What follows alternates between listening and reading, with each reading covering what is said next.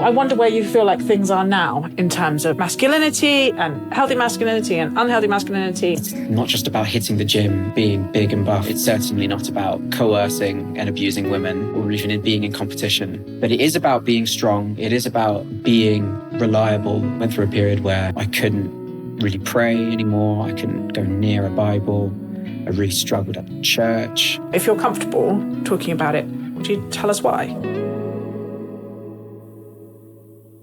Hello and welcome to The Sacred. My name is Elizabeth Oldfield, and this is normally a podcast about the deep values of the people shaping our common life. Today, we have a special episode for you because our producer, Daniel Turner, is leaving us after having been with us for 3 years.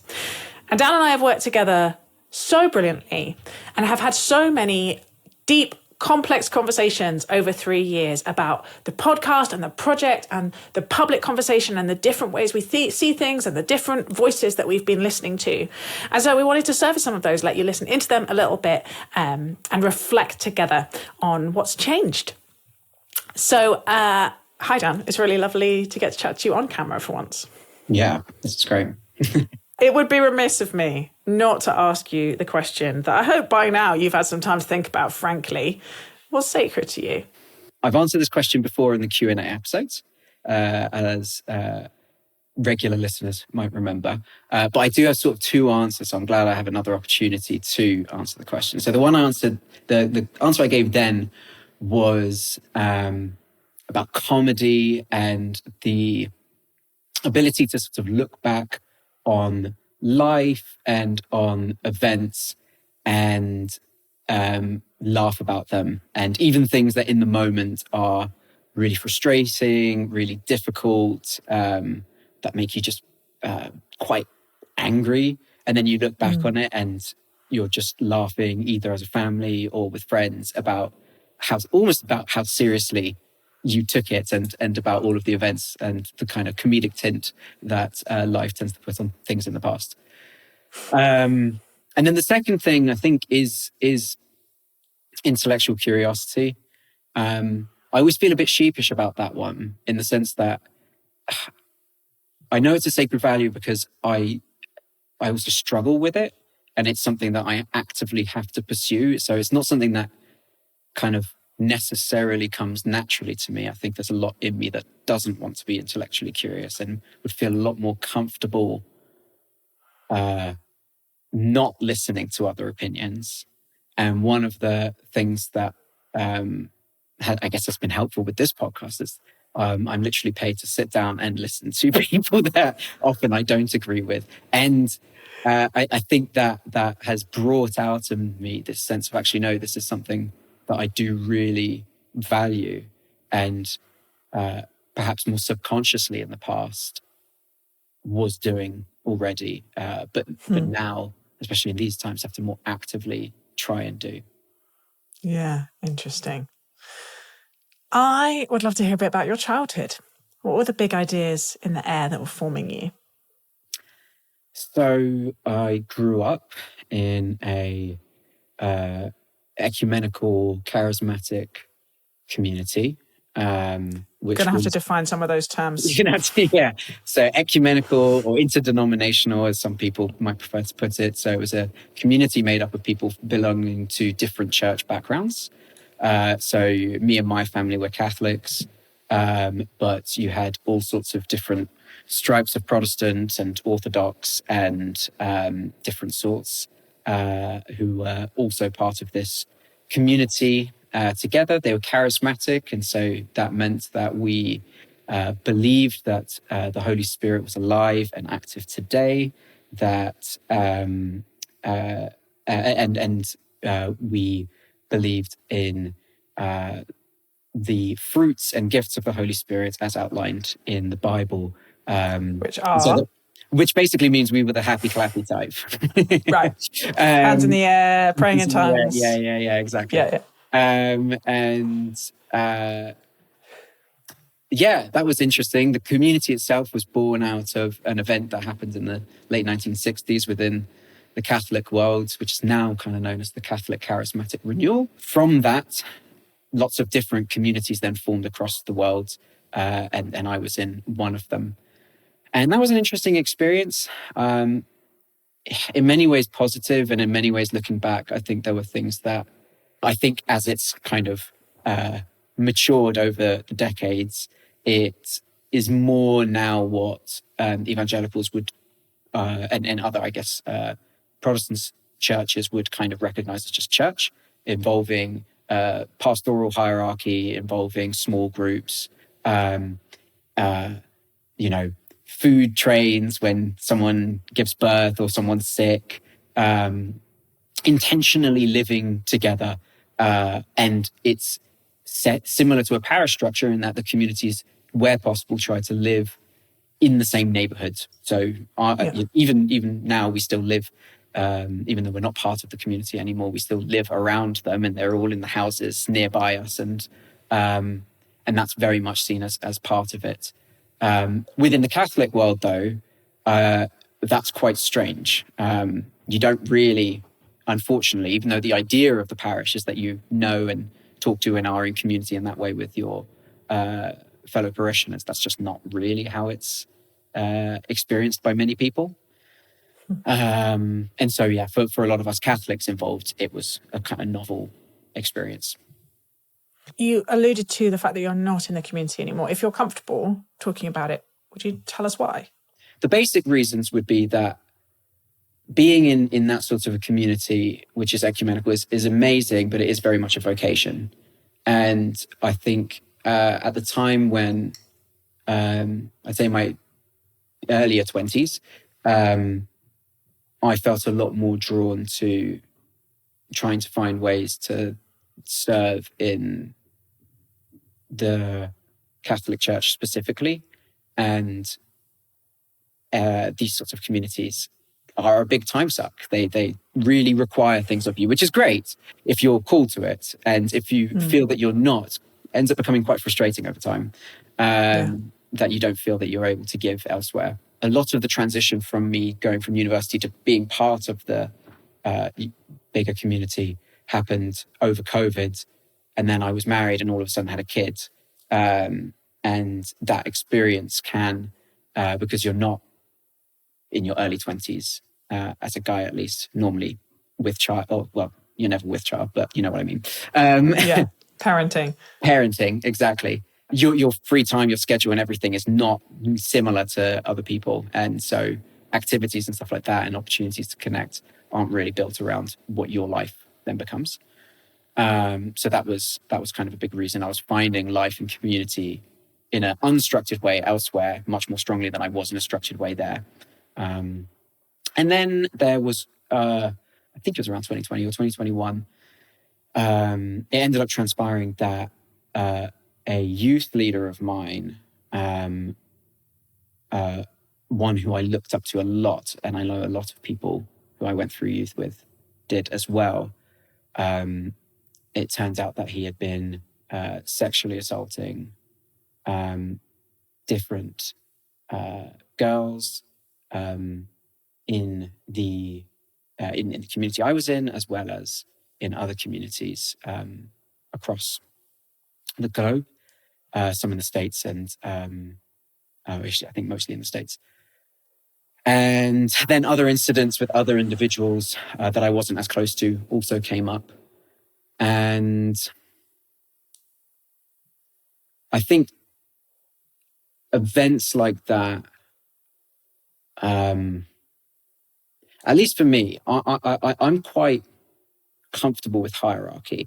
I'm quite comfortable with the idea that there are people more knowledgeable than me, or even just with seniority over me, and they tell me what to do. And I'm comfortable both challenging that, but then also falling in line where I need to. And I think moral failures to that degree, at least for me, really, really shook me, both at a core level with my faith, and I found it very, very difficult for a while, for a good few years, kind of reconciling my faith in the sense that if the same people who had handed over the faith to me were both complicit of these acts and of certain individuals, for sure, covering up or not being straightforward about being public and going to the police and all of that stuff with these acts. You know, how much can I take seriously all of the other things that they've been saying?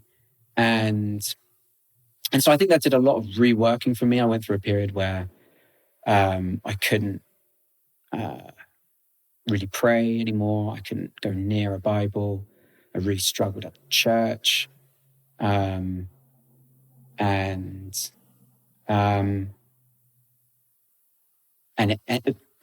in a sense have consistently for the past 3-4 years sort of just been working through that. I do feel like I'm at a significant milestone now in terms of not feeling completely on the other side of it, but feeling mostly on the other side of it, feeling a lot more at peace with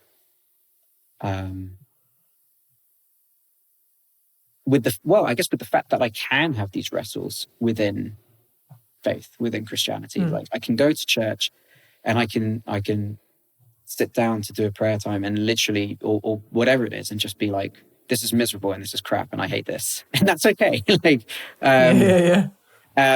I think I didn't really know how to do that before. And that's what a lot of this experience is. Thank you for sharing that. And I think it will echo with a lot of people's experiences, some in like exactly that level of painfulness and some in sort of lesser but still really meaningful disappointments and wounds that they carry from community. I'm really interested in this moment in which we're seeing a real uptick in young people getting interested in church again. And the sort of data shows there is some sort of centre of gravity there around young men, maybe sort of with conservative intuitions. I'm just interested, like, there are these two tides, right? There certainly has been a like exiting out the back door. The language is often used as deconstruction. Like lots of people raised in church, leaving church because for a whole range of reasons. Yeah. And then other people getting interested. It's like, have you had conversations with someone who's getting interested? And what do you think some of the tensions and needs are as we navigate that changing moment and these two different experiences that people have? Yeah, it's definitely really weird. I feel like with a lot of these conversations, I've just been a bit of a party pooper and like not really like trusting, not necessarily not trusting the data, but I think certainly being skeptical about some of the conclusions that people are coming to about the significance of what's going on at the moment. I like the idea that there is this mass revival that's going on, but I just don't know if I really see it that much. I do think that there is definitely a shift in attitudes. I do notice that. Like, I think people are far less hostile to Christianity, to people talking about religion, but I do think it's sort of more of an ambivalence than an enthusiasm, and a sort of cool, yeah, man, you do you attitude. In terms of people coming into the church, I guess the one thing that I would be concerned about, well, not concerned about, I know when I had a big sort of spiritual encounter at 19, I was intensely and regrettably zealous after it. And I think it was just, I look back on it, I'm just like, oh, so it's just really cringe. Sweet cringe, but cringe. And I think, I think there's definitely going to be a need for mature Christians who are in the church to kind of come alongside people who are entering the church, and I guess, yeah, allow them to have their zeal, but also to encourage them and comfort them when their expectations aren't necessarily met, of like what's going to happen then with their life and with the world around them and with all sorts of things, you know? Yeah. The dark night of the soul comes to us all. unfortunately. So another thing that is quite unusual about you, as well as having been raised in a kind of unusually intense Catholic, certainly partly Catholic community, is that you did get married and start having kids really young. Yeah. Tell me what led to that. Yeah. I mean, London young. I feel like lots of parts of the world and still like lots of parts of the country are not that young. But you went to Goldsmiths and studied music, right? So most of the people you went to university with did not take this path. Yeah, and announcing to people when you're, what would I have been, 22 in your final year of university that you're engaged and getting married the following summer is, a lot of people's idea of you're ruining your life. I had a few conversations with people where they were like, what are you doing? And my reassurance to them was, it's okay though, we're going to get married and then we're going to wait a bit before we have kids. And then like within like 10 or 11 months of us being married, we had a kid. 11 months, yeah. And wow. Yeah, that was quick. Yeah, I mean, the reason for getting married was pretty straightforward. I've just always had a bit of a peculiar intentional mindset about dating and stuff. I mean, I was a bit of a beg anyway when it came to girls. What does that mean? I feel old now. I think I was quite desperate in my sixth form years. I would have loved to have like a girlfriend and stuff like that. I'm going to file that away. It's not that I was sort of pious and never would I do this. But at the same time, I think I also knew that on a more serious level, if I ever properly got into a relationship with someone, even if it was as early as sixth form, like in my head, it's just like, it might not lead to marriage, but it's ordered towards it. There's a function to this. And so when I met my wife when I was 19, she's a few years older. I mean, within a month of us going out, I had a very serious conversation with her, and she was on the same page about the fact that we might not get married, but like, this is what I'm in for, and this is what I'm here to explore, which sounds crazy, almost 10 years on. And then, it sort of just naturally moved from there. And then when it came to having kids, well, that just happens. And do you need me to explain how? Yeah, exactly. I can spell it out for you, but it was a big surprise, a scary surprise. I remember both the day when we found out, and it was this thing of 2 minutes of just being really joyful about it, and then a solid 10 minutes of what is my life coming to. I would have been 23, and just thinking, oh my goodness, I have no idea how to be a dad or what that means. And the situation we were in as well was pretty precarious. I mean, my wife was finishing her degree at the time, even though a few years older. She moved to London because she was living in Vancouver when we met, and moved to London so that she could explore this relationship. Decided to finish her degree. I was on a pretty low entry-level salary supporting us in a one-bed flat in London. And so then to find out that you're having a kid as well, it is a bit of a the ground swallows you up sort of moment. But I also remember then telling my parents and my dad, I don't think he remembers this, but him just looking at me intensely, just being like, this is a good thing. This is a good thing. And me just being like, yes, okay. Keep telling me that. Just sort of like, it reminds me of those sort of, hypnobirthing affirmations. It's not pain, it's just a surge. So it's pain, let me tell you. I'd love to hear how it's changed you. Like, you're 27, you now have 2 kids. What do you think it has meant for your life as a young man on a different path from a lot of young men? It's really difficult because I don't want to. There's one way of looking at my situation and the way that I view it. And it could just be, all of my thinking around this is a big coping mechanism to the situation that I'm in. And I do sort of acknowledge that some people might view it that way. But I do genuinely believe that me being married and me having 2 kids and, hopefully more in the future. Wow. Yeah, I love it. You're like, right, we're in now. Yeah, even more scary for our London listeners.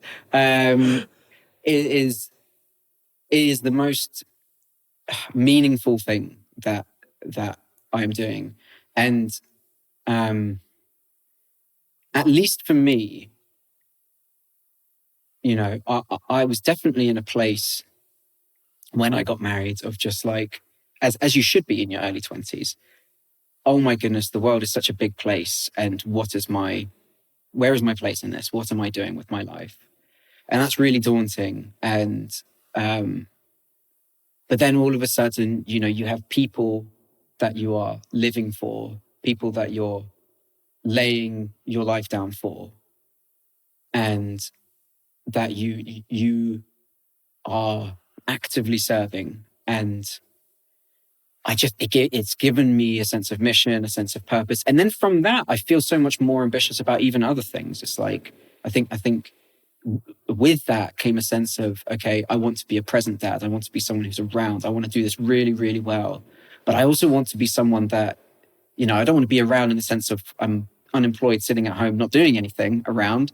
I also want to be someone my kid looks up to and it's just like, oh, he's hardworking. He is someone who does his best to do something with his life, is aspirational in his career, is and so it's provided that kind of momentum for me in all of these other areas as well. And I'm a lot more concerned with like, monkey see, monkey do sort of stuff. Like what are the kind of characteristics and virtues that I want my children, especially my son. I'm very much convinced that he is just eyes on me, and I am going to be a major influence on him. And probably that's because that's the way that I look at my dad. Very, very, have a lot of admiration for my dad, and the way in which he goes about living his life, the values he has, and so then transferring that down, I'm very concerned with making sure that I'm doing exactly the same thing and carrying myself in a way that expresses and demonstrates the values that I want my kids and especially my son to have. I remember when we first started working together and we were talking about, it was called the manosphere for a while. I don't know how useful that term still is. But this sense that, well, for one thing, that what was really useful about us beginning to work together was really realizing how much we were in different filter bubbles, right? We were on different algorithms, we were listening to different people, and that was for a range of reasons, one of which was gender. And that hearing and seeing some of those voices through your eyes and through your experience really helped me understand like the appeal and the draw of what was going on. And I guess I wonder where you feel like things are now in terms of conversations about masculinity and healthy masculinity and unhealthy masculinity. And we're about to have a conversation with Caitlin Moran, and we've talked about some interesting things around that. Yeah. How would you reflect on where those conversations are? I think there's good ones and there's bad ones. There's some that are really, really excellent. People like Richard Reeves, big fan of Chris Williamson and a lot of the people that he ends up having conversations with. And then there's the obvious, go-to boogeymen of this area, people like Andrew Tate and stuff like that. And then you get that sort of center ground with someone like Jordan Peterson, who's like, people are very hot and cold with him. But I mean, in general, well, if we're talking about the conversation, I think there are some really great conversations out there. One thing that I've really taken and thought of, taken to heart for myself, and I think the line starts with Richard Reeves, but maybe he got it from someone else. But he talks about this idea of being a man of surplus value, and not just living for yourself, and not just kind of living for your own well-being and living for your own, gathering your own means and whatever, but actually being someone who emotionally, financially, in all sorts of different ways is able to kind of bleed out to those around you as well. And I think there's that end of masculinity it's not about, it's not just about hitting the gym and being big and buff. And it's certainly not about coercing and abusing women, or even in being in competition with women. And it's certainly not about being violent or abusive to anyone. But it is about being strong. It is about being reliable. It is about it is about being dependable. And in a sense, a lot of these like traditional ideas of like protector provider, I know that they carry some not stigma, but kind of people aren't as keen on those terms because it's sort of almost viewed as like anti-feminist in some ways. But I think you can also look at them as like, okay, men can have these sort of protector provider values in them without it being diminishing towards women. It doesn't need, men being empowered doesn't need to equal women being disempowered. And that's really key. And I think there are some really good conversations that are demonstrating that.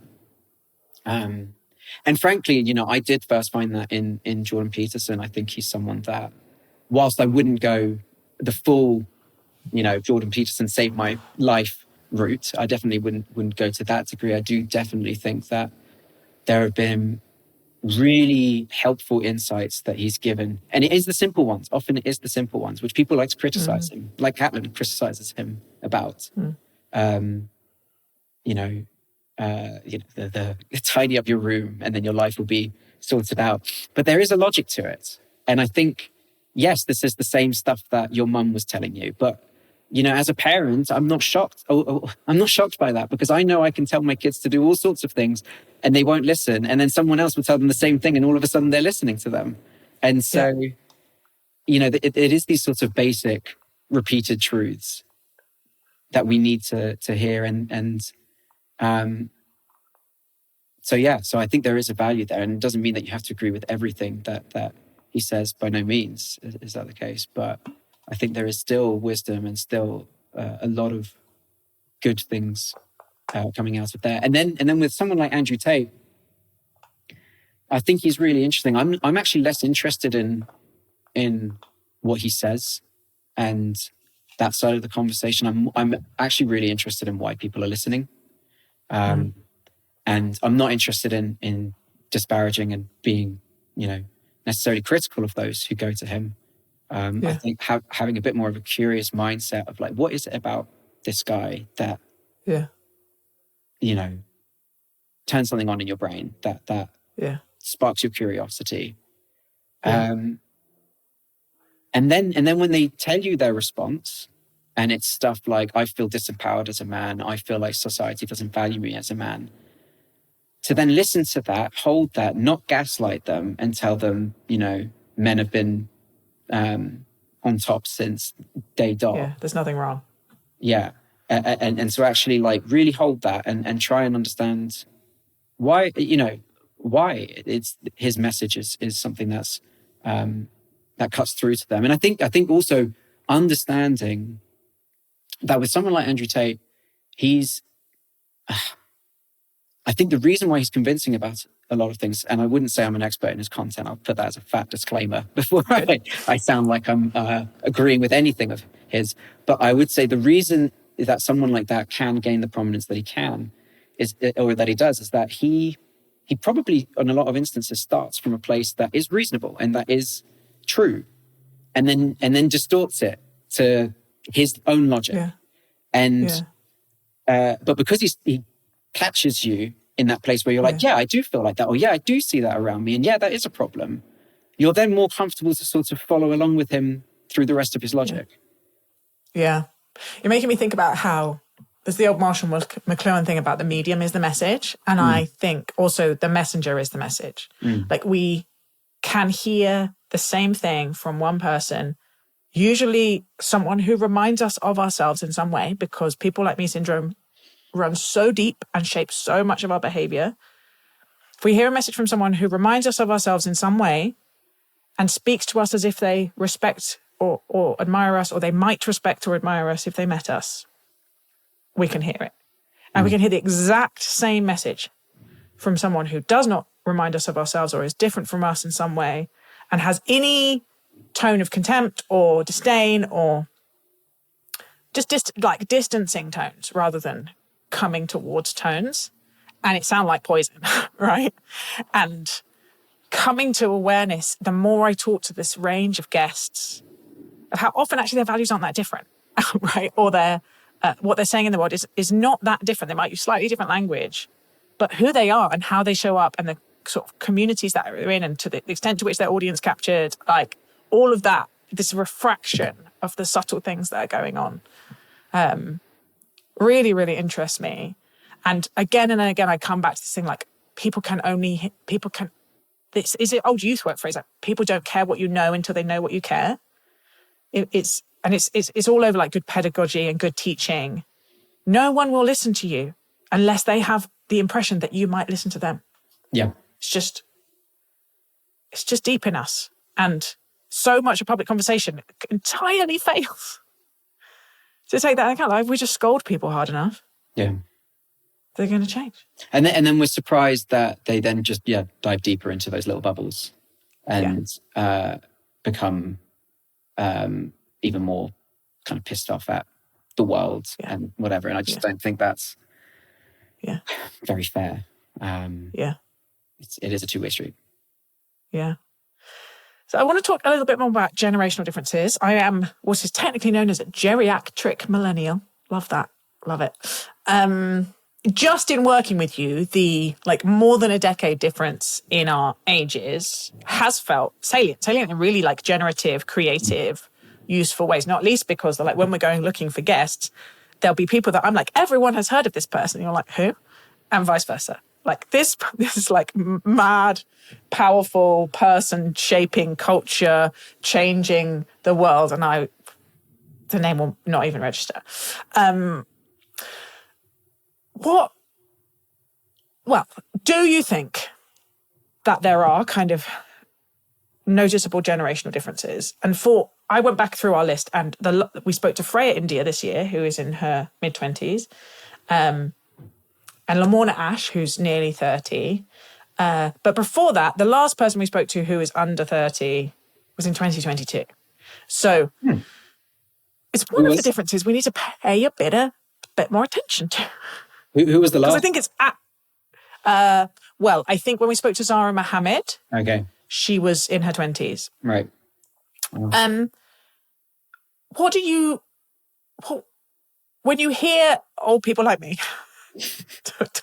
either talking about the world or talking about young people in our delightfully patronizing, ill-informed way, what are the key things you wished we understood? What are the key things that you feel like people get wrong? Gosh, this is really difficult. And I also think we've already established that I'm a 27-year-old who's married with 2 kids. So I'm not necessarily... Yeah, you're an outlier. I'm not the best You're not there on your video games, your games console, whatever those are. That's right. Yeah. I mean, I guess one thing is that it's just, we're not a monolith. There's just, every generation, there's, maybe there's some norms, there's some trends, but actually... again, this is why I find it really interesting with different research and different stuff that comes out. And then I go out and I talk to people my age and siblings and friends and stuff like that, who are actually all sorts of different stages of life and different interests and everything. And I'm just like, this doesn't sound like you at all. One thing I'm really struck by when I started this job, thinking more about the theos side of it than the sacred side of it. I asked older colleagues, I was like, what was it like before? When I started becoming politically conscious was around 2015. And so, 2014, 2015, you have the Scottish referendum. Then you have Trump and Brexit. And the world's been kind of on fire since around that time. And so to have my entire kind of existence politically be in this space of really divisive conversation and inability to talk to people of opposing views, if you have a standout contrary view on things, to really feel like you need to, closet that up, because otherwise, you might not be employable, you might not, whatever. That's been very real for me, and I imagine has been very real for other people. And I guess for some people, it's meant that they've been born into and accepted the political reality and the world that we're in, and they've embraced that, and they're very loud and part of the divisive culture, and they're okay with that. And I think for a lot of other people, they've just checked out. A lot of other people have just checked out, and they're just not interested. They don't believe that change is possible, or that people in charge particularly care about change.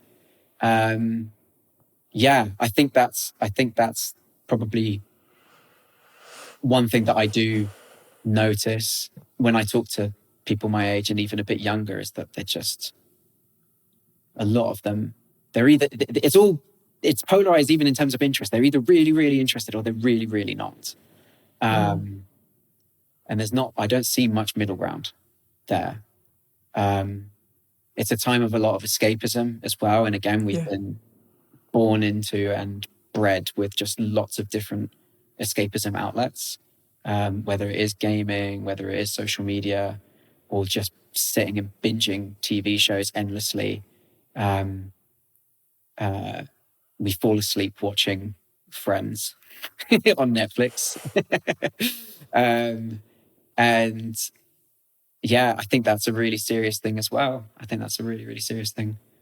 What were you doing before you came to Theos? I was working for a pro-life charity, doing a mixture of different things for them, from basic operations to some media work, social media work, that kind of stuff, which was an interesting experience, especially at the time. I kind of feel like now, talking about I feel less insecure about talking about being pro-life than I did at the time.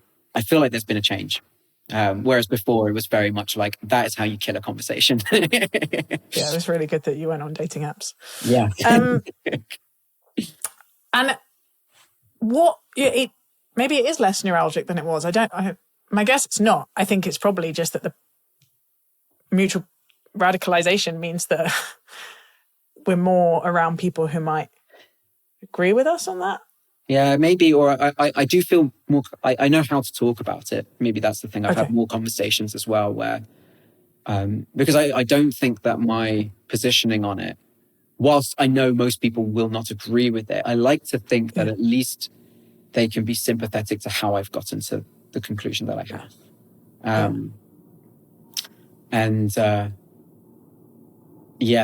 I mean, for me, the issue really, there's a separation between the principle and the kind of pastoral.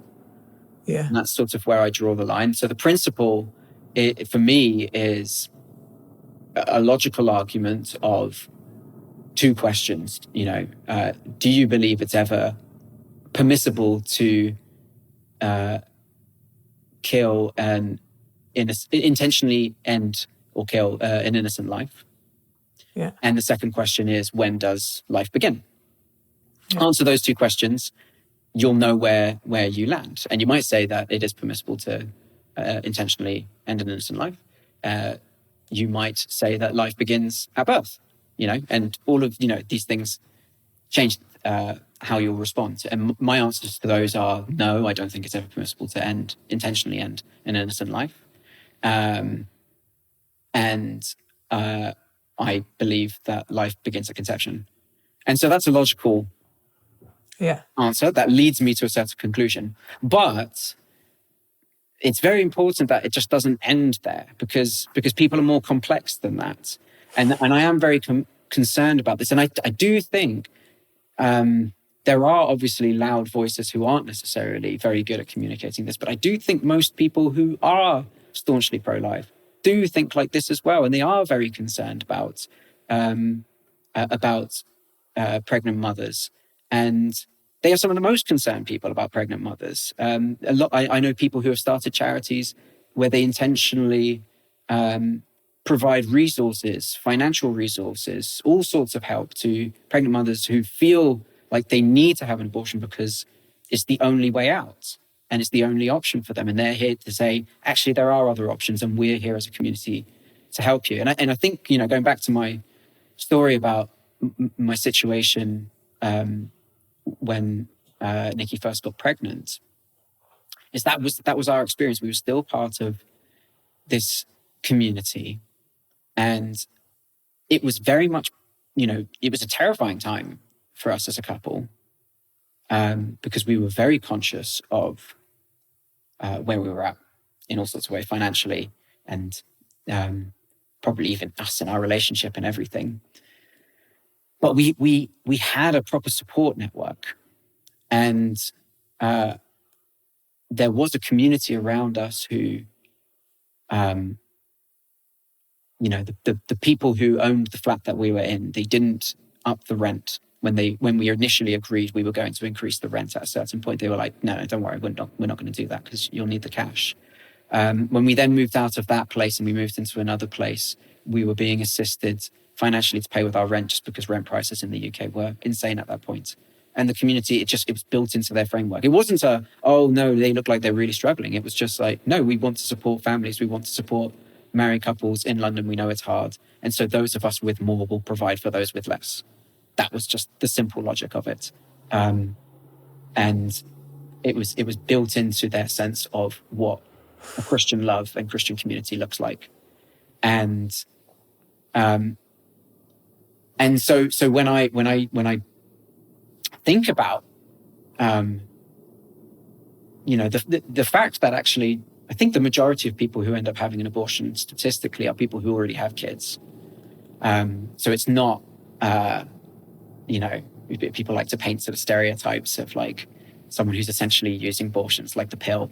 That's not actually the case. Like the majority are people who probably already have a couple of kids and are terrified about the prospects of having more kids because they can't support it. And the response, at least from my perspective as a community, shouldn't be to say, yes, that's okay. It shouldn't be to say, no, that's okay, but go figure it out. It should be, the ideal is, could we live in a world where where abortion is not necessary, where we just don't need it. It's not something that people are having to look for because there is the support network in place built into our society that allows women to feel supported when they are pregnant. And I'm very passionate about that, and very keen that where I see people, pro-life people, not concerned with that side of it, or not being properly understanding to like what actually brings someone to want to have an abortion. It's not a flippant choice. It's probably something that has a lot of emotional gravity. And so we need to respect that and understand that and come alongside people, not play some weird moral superiority game. But in that, I don't think we also need to then, I don't think part of that has to be compromising on the supporting the life of the other person involved, which is the child, and we have a moral obligation to be there and support that child as well, both in the womb and out. So when they're born, then being there, showing up, providing meals, doing what we can.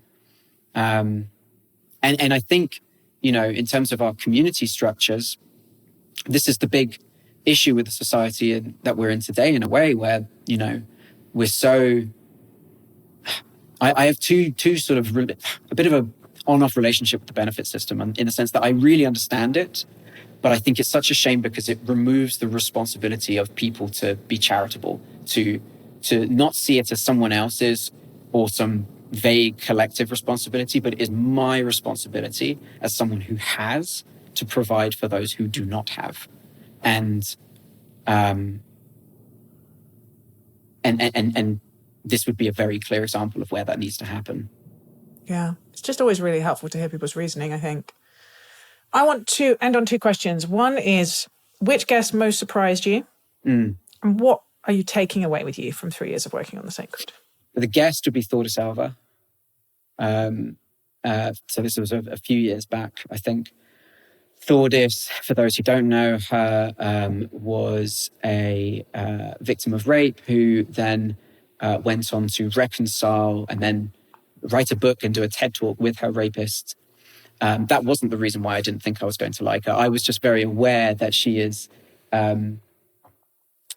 very, very progressive, and that ideologically we would be on polar opposite sides of the spectrum. And so there was a bit of me that was like, this is an amazing story, but I'm actually not really looking forward to meeting her or whatever. And but I was absolutely awestruck when I met her. First of all, she's just such a joyful, lovely, warm character, and came through from the very first second, super accommodating and everything. And then secondly, her story and the radical conclusions that she came to with it. Where I had it up here, the transcript, where she talks about Rumi, and he says all differences in this world are of degree and not of kind, and then she applies that to her understanding of what was going on with her and her rapist. And it's like,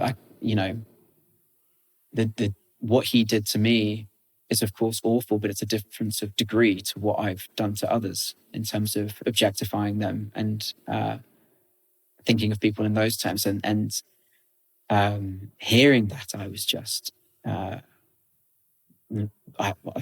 that's stuck with me for like 3 years. And a lot of things from that conversation have stuck with me for a while. And I just found it to be a very deep source of wisdom.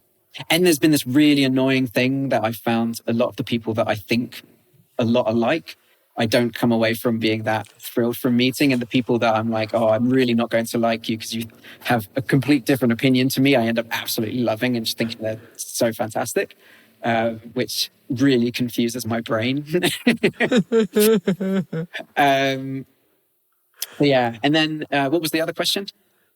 What are you taking away from 3 years working on the sacred? Or maybe how's it changed you? You can pick. Yeah, it massively changed me. I mean, I think, and it is, I think the thing I'm taking away is an even greater conviction of like, I need to make sure I stay in that uncomfortable place as I've been sort of made to for the past few years, but grown to really appreciate and value, both from the guests and working on that side of it, but even the team, the wider Theos team, just seeing what it's like to be able to have open conversation, curious conversation with people that you disagree with. It's a breath of fresh air where you can voice something, which even you later on are just like, that was so stupid. But I didn't feel judged in the moment. As in you, Dan, not me. I don't say to you, you're so stupid. No. As in, I'll say something, and I'm a verbal processor, so I'll just come out with all sorts of nonsense. Because that's how I figure things out and figure out what I actually think about things. But in many spaces, that's not a safe thing to do. You can't say controversial opinions or whatever. Whereas there's always been such an environment carried through into the sort of philosophy of what the sacred is, which is people will listen to you. They won't agree with you. Sometimes they'll very comfortably just say, no, this is why you're wrong. This is why that's a ridiculous idea. And then you'll have a conversation about it. And it is a conversation of, I want to understand you and you want to understand me. And that openness is so refreshing and something that I really hope has been instilled permanently, in me. Daniel Turner, thank you for 3 years of amazing work, and thank you for speaking to me today on The Sacred. Thank you, and to everyone who listens as well. Gosh, it's really a lovely exercise to interview someone, even someone that you think you know quite well. I fully recommend it. Maybe sit down and do an hour-long interview with one of your friends or colleagues who's up for it, see what you find out about them. I loved that Dan was honest about wanting intellectual curiosity to be sacred to him and sometimes having to choose for it to be. I just think that's true of all our experience, right? We know how important it is, or we might know how important it is to listen to other voices, to be curious towards people not like ourselves, but sometimes we can't be bothered. And it'd be really nice just to have someone say something that we agree with and have ourselves affirmed, because that feels really great. We can have a bit of that, that's all right. But I love Dan's commitment to seeing it as something that he needs to keep choosing and growing in, especially now he's not going to be being paid to do it.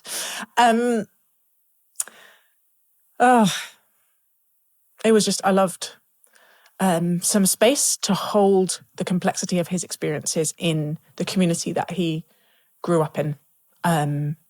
The reality of abuse, the reality that these places where people are trying to live differently and live in less atomized ways and live more relationally with trust and commitment to each other are also places where there is more vulnerability. There is more vulnerability, both for us to hurt each other in ordinary ways and also more vulnerability to predators, to people who are using the cover of that kind of community setup in order to hurt people really, really badly. And that complexity, that Dan can both speak of real positive experiences in the community that he grew up in and acknowledge that for many people it was a place of real pain and trauma, I think is helpful for us always to be reminded of, and helpful especially for me who spends a lot of time, I live in a small intentional community. I'm always encouraging people to move closer to each other, to resist the tides pushing us apart. But we need to do it in quite clear-eyed, non-utopian, non-rosy tinted spectacles ways, to be aware of those risks and to manage them, to avert them. Ideals are not enough.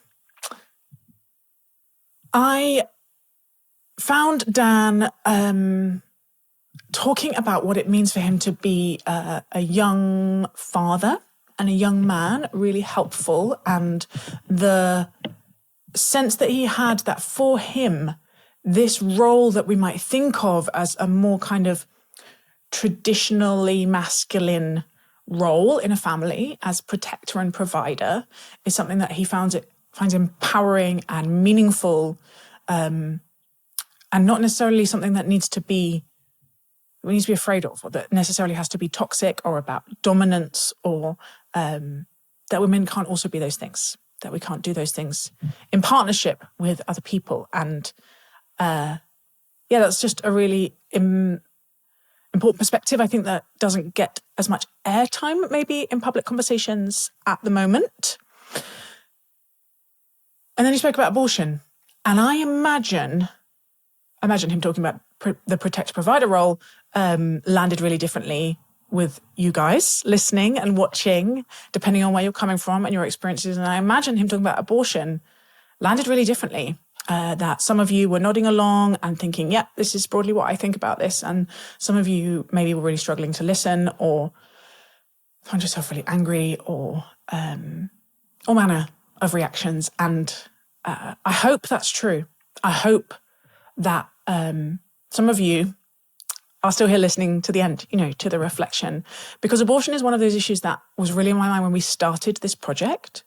I had this strong sense that it's one of those issues that is so painful and neuralgic and difficult to navigate differences around, because it is a clash of sacreds. It's a clash of sacred values. And when we have these deep commitments to principles, they're often we're often not fully conscious of them. They're a little bit below the surface. And we always assume that everyone else is starting from the same place. And therefore, when they transgress our sacred values, that they're sort of doing that deliberately, that they are sort of sacrilegious, or they are, they are just malign. And I think with abortion, you can really hear this sense of that someone from Dan's perspective, someone who he would call himself pro-life, believes many of the same things as people that are pro-choice, in the sense that women's bodies matter, right? Women's suffering matters, that the conditions to be a pregnant person are often incredibly difficult and risky, and that people need support, that women and families need support in those times, and not to be judged and not to be shamed. I think there's a huge amount that the best versions of both camps would be able to agree on, but that the deep sacred is different. That ultimately some people believe that a woman's body and her ability to choose her destiny and to consent to the big risks, health risks, financial risks, life risks of pregnancy and mothering, should be hers and hers alone, and no one else really gets a say in that. And those that think that, yes, that is true as far as possible on many issues, but that there is another life involved. And it's obviously a big point of disagreement, but Dan and many people would say there's another life involved. And that has to be the prior sacred. There has to be other ways to deal with the challenges that don't involve ending that life. And even as I'm trying to talk about it, I'm just aware of all the landmines. I probably stepped on a bunch of landmines for you, right? Wherever you're coming from. And I really hope, I actually don't think this is resolvable. Because those starting places are just quite different. I don't think agreement on this issue is possible in most cases. I don't think we're going to get to some broad consensus. I think what we've got is an uneasy compromise, at least in the law in the UK. And perhaps the best that we can hope for is to attempt to assume that someone else is trying to move towards the good, that someone else has a moral vision, that they are neither kind of like women haters or baby killers, right? That we are complex human beings trying to navigate one of the most knotty, challenging, neuralgic, personal, embodied human questions. So I was just glad to listen to Dan and his perspective on it. I liked what he said about the guest that he is expecting to like, he often doesn't feel that strongly towards, and the ones he is really uncomfortable about having to listen to, he often ends up really liking. I think there's something very honest about that.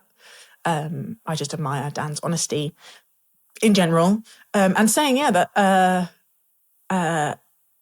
the moral courage of the guest that he was speaking about really stood out to him, even though he might find almost nothing else to agree with her on. Felt, this is what we're trying to do here. It's exactly what we're going for. And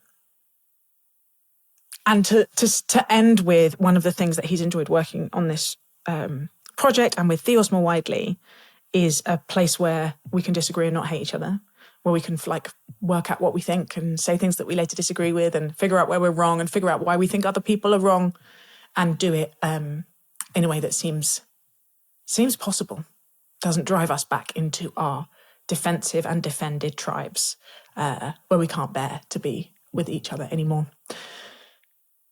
And it's a rare thing. It's a possible thing. I'd love to hear your stories of it if you have communities or families or groups of friends where you can explore and speak freely. And I believe that we come to our values and our ethics collectively, that it's a collective process. And if we're not able to talk to people about them, then that really stunts our growth with coming to know our own values and what we hold sacred in the world. Thank you so much for listening to this bonus episode of The Sacred. My name is Elizabeth Oldfield. Our production team no longer includes Dan Turner, sadly, but we have Lydia Taylor and Mari Yagandrin Lizzie Harvey, and we are edited by Drew Hawley. Our music is by Luke Stanley. As I mentioned, The Sacred is a part of Theos.